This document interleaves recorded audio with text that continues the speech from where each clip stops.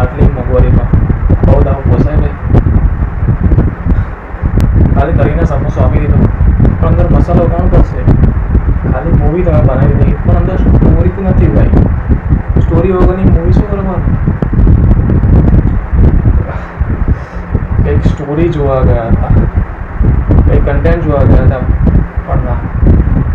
મૂવીની અંદર જે lead character છે ત્રિશાની બસ હસી જ દેખાય છે હમણાં તો ભાઈ. છેક અંત સુધીમાં એની ખી વાળી કંઈક હસી જ દેખાય છે યાર.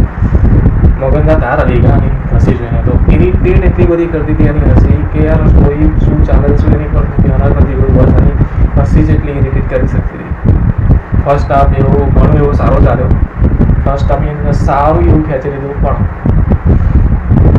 એટલી બધી સેકન્ડ હાફ બધી ખેંચી 3 કલાકની મૂવી ખબર નહીં કેમ બનાવી.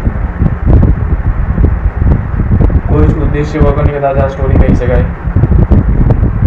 મેસેજ બી કહો મળ્યો કહો નહીં, ખબર નહીં શું ફેમિલી સાથે જોવાય કે ના જોવાય કાંઈ જ ખબર નહીં. આરે દર વર્ષ મૂવી બનાવી દીધી, ખબર નહીં કેમ બનાવી દીધી. આ મૂવી બનાવવા પાછળનો ઉદ્દેશ્ય શું છે? ફિલ્મ મેકરને એક પ્રશ્ન છે કે આ મૂવી બનાવવા પાછળનો ઉદ્દેશ્ય શું છે? કેમ કે આની અંદર કોઈ જ સ્ટોરી નથી. મૂવીની અંદર કોઈ જ સ્ટોરી નથી.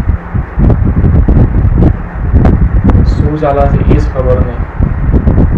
પહેલાં તો એવું લાગતું હતું કે કદાચ આ ફેમિલી સાથે જોવાય એવી નથી. ટ્રેલર ઉપર એવું લાગતું હતું કે ફેમિલી સાથે એટલું બધું નહીં જોઈ શકાય પણ હવે તો જોવાય કે ના જોવાય એની પર બી શંકા કરી આપી. અને એક લાઈનમાં હું કહું તો હવે હું કોમાની અંદર જતો રહું છું. જ્યાં સુધી આ થિયેટર્સની અંદર આ મૂવી છે ત્યાં સુધી મને કોમામાં જ રહેવા દેજો. મને જગાડશો જ નહીં ભાઈ, કેમ કે એટલી ડિસ્કસ્ટિંગના મૂવી છે.